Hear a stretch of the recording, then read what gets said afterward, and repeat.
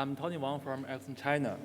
It's my great honor and pleasure to be here to share with you about Ericsson consideration on the future mid-band spectrum opportunity.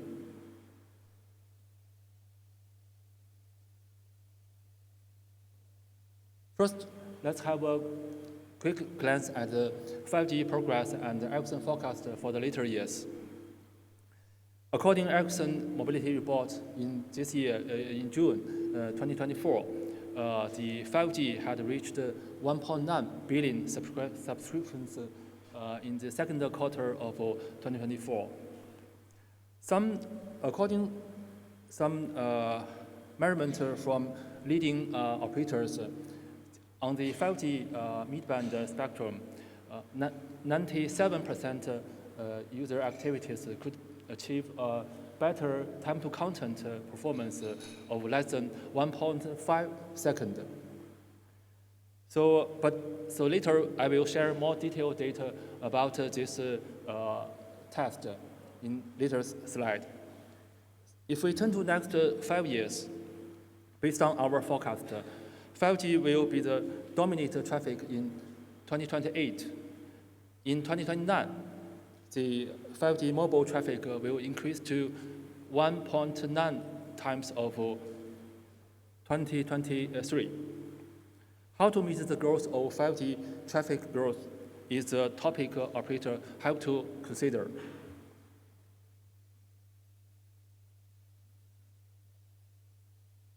So if we have a further look at the subscription rising, the 5G subscription is rising in every region. I don't want to go through all the numbers in this page. Among those figures, I'd like to highlight the 5G penetration in India, Nepal, Bhutan, Southeast Asia, and Oceania.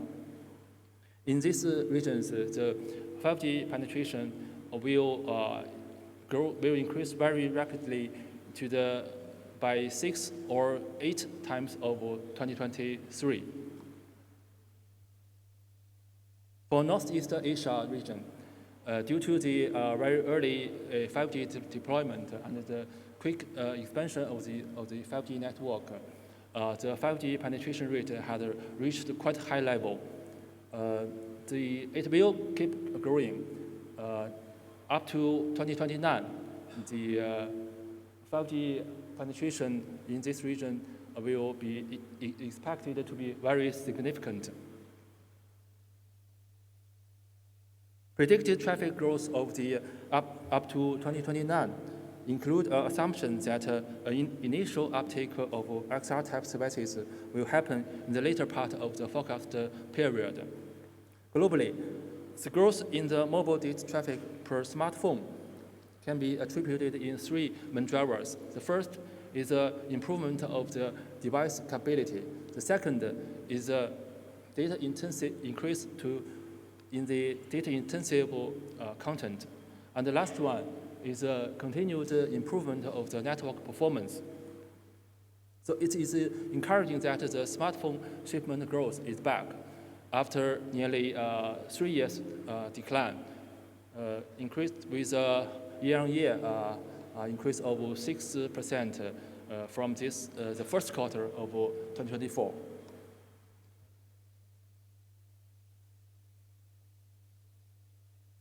Sorry.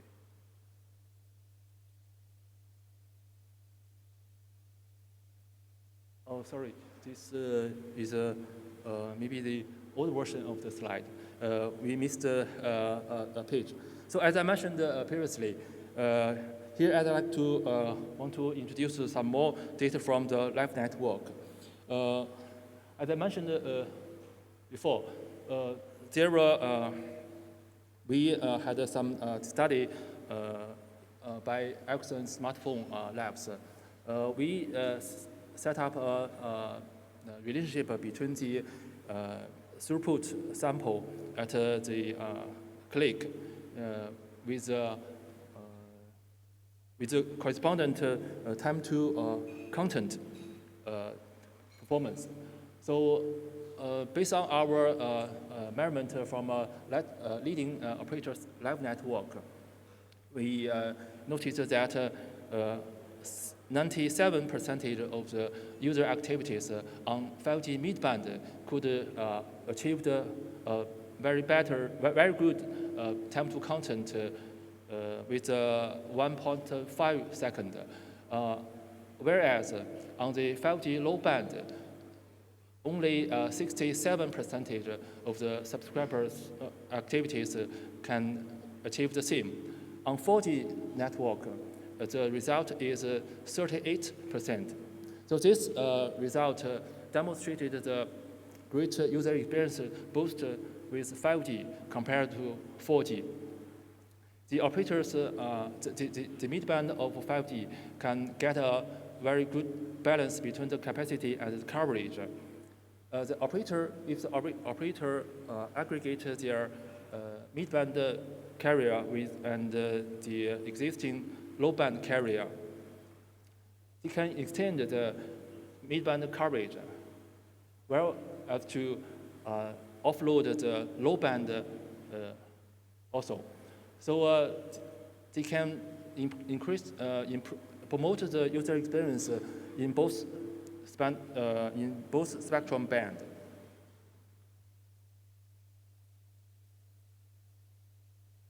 So that's why we noticed that a lot of leading operators are deploying 5G midband nationwide to ensure the consistently great user experience. So this page is a GSMA study for MT spectrum demand forecast.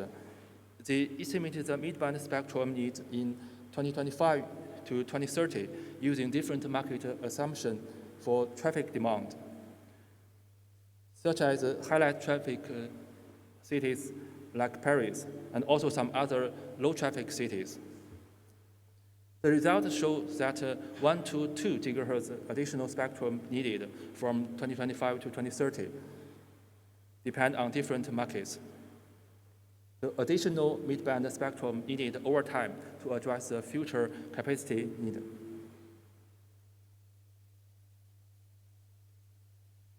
This is the current situation in the APAC region regarding the midband spectrum status, including the current allocation and also estimated available spectrum in 3 years.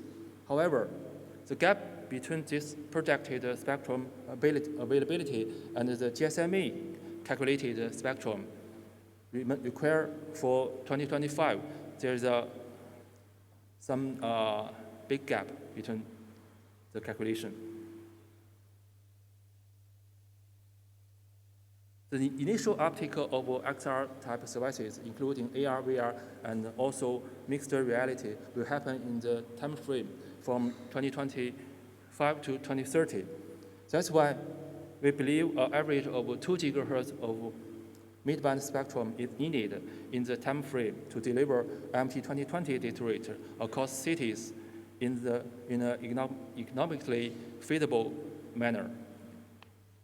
So how to address the gap? The available spectrum in 3 gigahertz, 4 gigahertz, and especially 6.425 to 7.125 gigahertz is very important in short term, just like Mr. Chang Yang had mentioned in last presentation. Noting that a larger number of countries identified or wanted to identify 6.425 and to 7.125 gigahertz for MT in WRC 23. We see great momentum of this band to be a global harmonized midband spectrum for MT. Ericsson is fully committed to deliver our product in this band. We also driving the follow-up work after WRC 23. For example, in 3PP, we are defining the test methodology to ensure the ERP mask defined at WRC 23 could be tested. The expected finalization of this work could be December this year. All these efforts are aimed at preparing for the creation of the ecosystem for midband.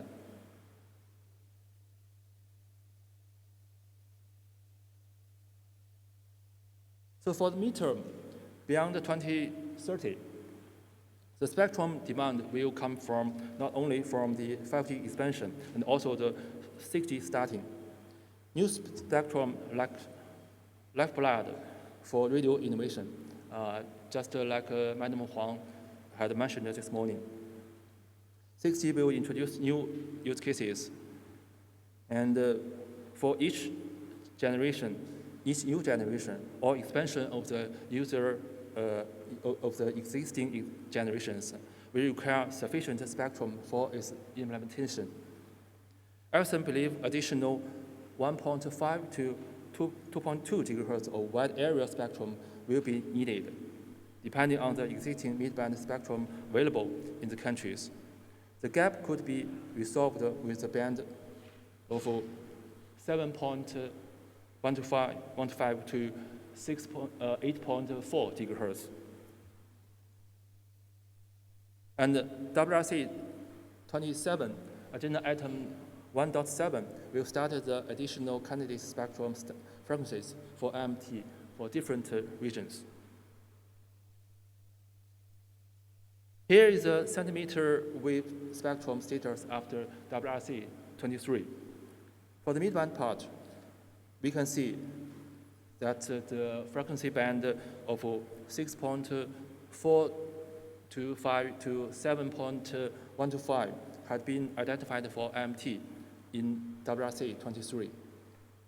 And 7.125 to 8.4 gigahertz will be the potential identification, IMT identification for WRC 27.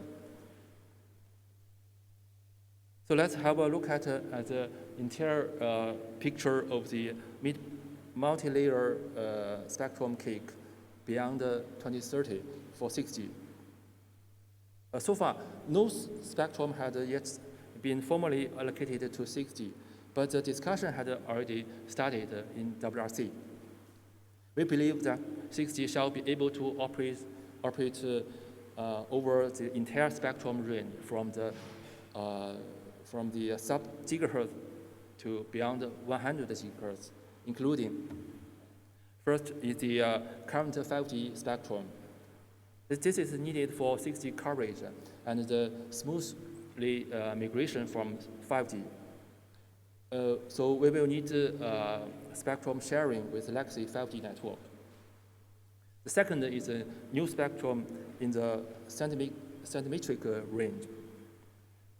The candidate is 7 to 24 gigahertz.